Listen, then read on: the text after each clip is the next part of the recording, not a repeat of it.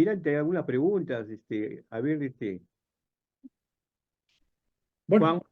me dicen las preguntas y si necesito apoyarme en alguna diapositiva lo vuelvo a... Sí, yo tengo una pregunta, Héctor.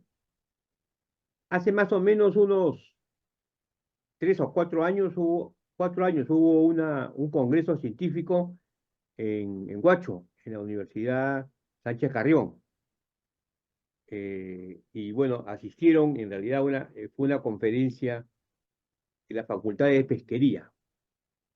Y yo me acuerdo que se habló mucho de algo que es muy interesante, que es la oxigenación, cómo la oxigenación del mar está disminuyendo y que esto en realidad afecta a la anchoveta.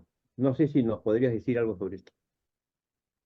Sí, claro, no quería entrar en detalle porque podríamos hablar otra conferencia sobre el tema de las características físicas y químicas, pero el oxígeno es un componente muy importante del agua de mar y aparte de la temperatura y salinidad, que son los dos componentes principales, el oxígeno es un componente que es muy particular en el caso de la corriente peruana porque es parte de la zona en la que la anchoveta vive, en una zona de alto contenido de oxígeno. Como los primeros 40 o 50 metros, en el caso del Perú, de la corriente peruana, tienen muchísimo oxígeno, la anchoveta vive en esa zona, no se va más profunda, porque esa es la zona donde está el oxígeno. Lo que mencionaron probablemente en esa época es que se ha visto que con el tiempo esa capa de oxígeno ha ido disminuyendo. Ah, Y si disminuye, quiere decir que la anchoveta va a estar cada vez más en la superficie y podría estar en riesgo de que si es que esa capa de oxígeno llega a la superficie, la anchoveta probablemente se va a tener que buscar otra zona de oxígeno. Pero sí, ese es un análisis que ha hecho el IMARPE y que efectivamente lo están monitoreando mucho. gracias.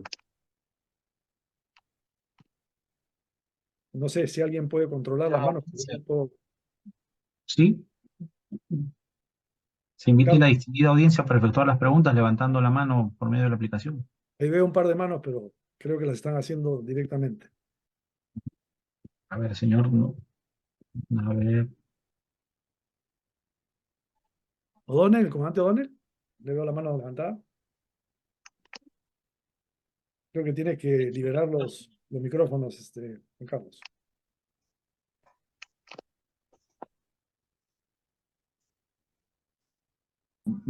Muy buenas noches, Héctor. Hola. Excelente disertación, muy didáctica y sobre todo para un público no iniciado en las ciencias del mar. Interesantísimo, me ha gustado muchísimo tu disertación. Felicitaciones. Para hacerla corta, hay un tema que te vi hace un tiempo promoviendo, los humedales, en el cual tú estabas formando un grupo para la defensa de los humedales. Y verdaderamente a lo largo de toda la costa existen estos humedales que en tu disertación, digamos, no han sido parte, siendo zonas muy húmedas y si dentro de la costa peruana, ¿qué función cumplirían, digamos, dentro de eso que tú llamas el mar, la cordillera y el efecto climático que guarda toda esa zona? Ujú. Ok, muchas gracias, señor, por la pregunta. Sí, efectivamente, los humedales juegan un rol muy importante y han jugado un rol muy importante en las culturas prehispánicas también. Y son formados básicamente por aguas subterráneas que vienen filtrándose de los ríos de la costa. Ustedes ven que los ríos desembocan y arrojan una gran cantidad de agua al mar, pero esa es una parte del agua. Hay una parte tal vez mayor que la que sale, que es la que se infiltra, forma la napa freática, y en muchas zonas bajas esa napa freática aflora a la superficie y crea estos humedales. Y estos humedales los vemos a lo largo de toda la costa. Lo que pasa es que con el tiempo lamentablemente se han ido destruyendo, no los han protegido, y por eso es que yo estuve en una campaña efectivamente para evitar que sigan deteriorándose. Tenemos, sin ir muy lejos, acá nomás, muy cerca de la costa sur de Chorrillos, el humedal de Villa, que es un humedal que ya está prácticamente invadido, solamente una parte se ha podido proteger, pero en esos humedales también han sido importantes para las poblaciones. Por ejemplo, se ha detectado que en los humedales de Villa criaban lisa. Cuando llegan los españoles se quedan asombrados de que ellos hacían acuicultura de lisa en los humedales. Porque en esos humedales, con la marea, cuando subía la marea, la lisa se metía a los humedales y cuando bajaba la marea se quedaba en los humedales y se alimentaba porque había una gran cantidad. Y después ellos se dieron cuenta de esto y empezaron a cerrar los humedales para criar a las lisas, las engordaban y después las vendían. O sea, era una acuicultura prehispánica. Entonces los humedales juegan un rol importante. Y hoy en día, en muchos lugares, los humedales sirven para otras poblaciones que sacan totora y que sacan junco y que hacen teteras, esteras y canastas y exportan canastas. O sea, el humedal tiene un rol muy importante que lamentablemente está muy poco conocido y muy poco protegido por el Estado. Muchas gracias. Acá hay una pregunta que está en el chat, Héctor, de Jacqueline Milla. Dice, buenas noches, muchas gracias por la conferencia. Me gustaría saber si hay algún libro que recomiende para estudiar oceanografía o geología marina.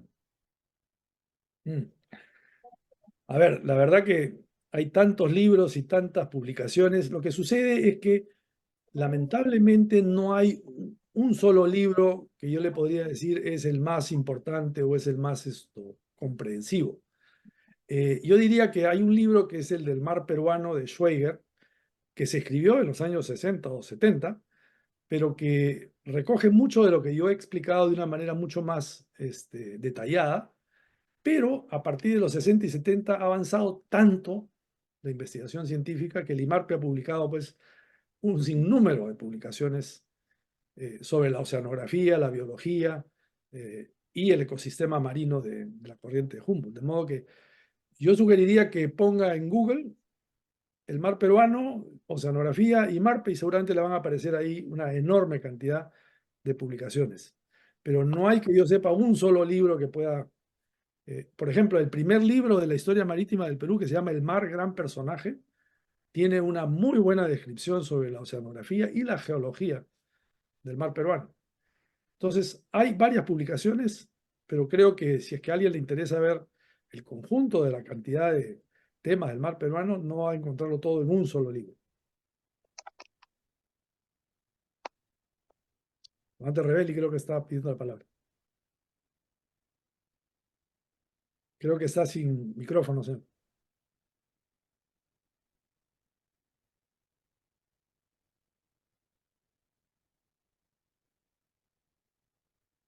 El micrófono se maneja de forma independiente, tiene que activarlo. Ah. No tengo problemas con el audio. Ahora se le escucha, señor. Ya, ok. No, tengo una pregunta, ¿no? Un poco mi experiencia en el sector, el cual, por razones propias del servicio de la Marina, aparecí en Chimbote. Bueno, allí aprendí algo de lo que sé de la pesca, ¿no? Era en Chimbote 4 años. Y un poco mi labor ya como consultor en evaluaciones para el sector pesquero, para el sistema financiero. Era conocido, el tiempo que estaba en Chimbote, que había temporada de pesca. Y había muchas lanchas que partían al sur. Y en el sur tenían donde descargar. Estaban las plantas que fueron de Pesca Perú, que fueron sobre todo en la zona de Hilo, La Planchada, la zona de Pisco, Diego Matarani, que fueron adquiridas por empresarios peruanos. Y eran plantas grandes. Ricardo, un poco de diamante, puede saber, va a darle mayor razón, pero habían plantas que pasaban más de 100, 140 toneladas por hora. Rubí, la que compró Hajduk. Entonces hubo gente que trasladó plantas al sur, por el caso que hizo Copellín o CPG en su momento. La planta de la planchada también es grande, es planta muy antigua, muy antigua, muy antigua. Sin embargo, en los últimos tiempos había un decaimiento total en esa zona y ha motivado que hayan plantas que se han cerrado. Plantas que se han cerrado y Ricardo puede fe de eso porque él ha vivido ese asunto. Bueno, pues plantas cerradas y la disminución de la pesca de la anchoveta fue tremenda, es tremenda. Independientemente de otras razones de orden de leyes y cosas que no ven al punto total y que Ricardo lo va a explicar posteriormente. Y ahí viene el gran dilema, ¿no? ¿Qué pasa con Chile? En Chile, la zona norte, tienen sus lanchas, tienen su planta pesquera, está en la planta de Angelini, está allá en el norte de Chile, en la zona de Arica, en la zona de Iquique, porque ellos en el sur tienen otro tipo de pesca. Entonces, aparte de las razones de tipo leyes, aspectos sociales, que ya Carlos lo va a tratar, lo conocemos, ¿había algún problema, algún cambio en la situación de las corrientes o el estado del mar, básicamente que haya motivado, aparte de lo que te he explicado, esta disminución tan sustancial en la parte del sur de la pesca? Porque la pesca peruana, en lo que es la anchoveta, está centralizada en dos puntos fundamentales. La zona de Manabrigo, Chicama, que se nutre mucho, todo el mundo habla de los famosos, de la zona de lobos, del lobo de afuera, está por ahí. Ni a Bayoba llega. En Bayoba, en esto había tres plantas pesqueras en Bayoba. Solamente ha quedado una, la de Copeinca, y después los otros han cerrado. En Chicama están todas las plantas y los otros grupos de plantas están en la zona de Chimbote, que son los puntos pesqueros más grandes. Entonces mi pregunta es, ¿en esa zona del sur había algún problema, alguna modificación de las corrientes que ha motivado, aparte de los problemas de orden legal, una disminución tan abismal de lo que se ha capturado en la época, estamos hablando de atrás 20, 25 años? Gracias, señor. Yo creo que esa pregunta es para Ricardo, pero de todas maneras voy a tratar de dar una pequeña explicación. Perdón, Ricardo, que me he metido en ese tema, pero no orientaba la parte de tratamiento de la zona del comportamiento del mar, de la biomasa. No a Sí, las sí. otras partes, el profesor Ricardo va a explicar más al detalle porque él conoce el tema. Sí, sí, yo creo que esa parte la va a explicar efectivamente Ricardo en su conferencia. En cuanto a la parte, digamos, oceanográfica y física del mar peruano, no ha habido ningún cambio importante. Lo que ocurre en esa zona, y ustedes han visto el mapa que yo les mostré de la plataforma continental, es que la plataforma en la zona sur, a partir del sur de Pisco y de San Juan de Marcona y hasta la frontera con Chile, es muy, muy estrecha, del orden de 1,5, 2,5, 3 millas. Y por tanto, el afloramiento costero también es muy costero. A diferencia de lo que ocurre en Chimbote, que el afloramiento costero está en las primeras 30 o 40 millas, en esa zona está tan pegada a la costa que la anchoveta también se repliega hacia la costa y se mete dentro de las 5 millas. Y como la ley peruana prohíbe la pesca industrial dentro de las 5 millas, esa es la razón principal por la cual no se captura tanta pesca como en Chile. En Chile, hasta hace un par de años, tenían una ley que les permitía pescar dentro de las 5 millas, a diferencia de nosotros. Y por esa razón es que en la misma zona, con la misma, digamos, con el mismo grupo biológico de anchoveta, había una pesca importante en Chile y no había mucha pesca en el Perú, básicamente por el tema netamente de regulaciones. Ahora, desde hace 1 año y medio, a Chile también le han prohibido pescar dentro de las 5 millas. Pero entiendo que están en una fase de modificación, están discutiendo la ley de pesca en el Congreso para tratar de buscar una solución a eso. Pero ya yo estoy seguro que Ricardo nos puede dar una explicación mucho más detallada de por qué ocurrió eso y cómo lamentablemente la industria pesquera en esa zona cayó después de haber sido una industria bastante productiva y bastante importante, ¿no? Sobre todo el efecto en la población y en la mano de obra de esa gente. Solamente un dato, Le digo, en la parte física no ha habido ningún cambio. un dato adicional. El gobierno de Boric, por razones políticas, los ha ajustado a los industriales chilenos del norte. Les ha dicho que el 80% al consumo humano directo y el 20% a la industria de harina. Les ha cambiado el negocio, están en pleito ahí los señores. Bueno, que sigan peleando entre ellos. Efectivamente, aparte de la corriente peruana, el tema político, obviamente, y legal, tiene mucho que ver con el tema de la pesca y eso se va probablemente a tratar más adelante, ¿no? Pero si hay más preguntas con respecto al tema de la parte que hemos presentado, con todo gusto. Yo creo que ya el tiempo nos ha ganado, Héctor. Quiero verdaderamente agradecer tu exposición extraordinaria, verdaderamente, no solamente informativa, sino también de conocimiento, las preguntas también de los asistentes y la participación. Ha habido una gran participación y eso verdaderamente me encanta. Asimismo, quiero comunicarles a todos que hay una grabación de de la conferencia del día de hoy.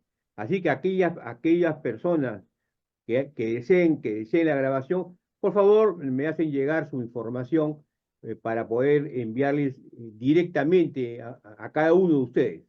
Ese es un primer tema. El segundo tema es de que este es un ciclo de conferencias que normalmente vamos a desarrollarlo dentro de 30 a 45 días, de acuerdo a las características de la situación que se presente. Entonces, verdaderamente hemos dado el inicio a lo que le podemos llamar la ciencia del mar, que era en realidad el motivo de esta conferencia. Y creo que hemos iniciado con un gran conferencista, por lo cual yo en realidad le pido a todos darle un aplauso al almirante Soldi. Gracias. Muchas gracias, Héctor. Verdaderamente ha sido una noche, una tertulia muy interesante y bueno, esperamos tenerte pronto. Muchas gracias. Muchas gracias a todos y buenas noches.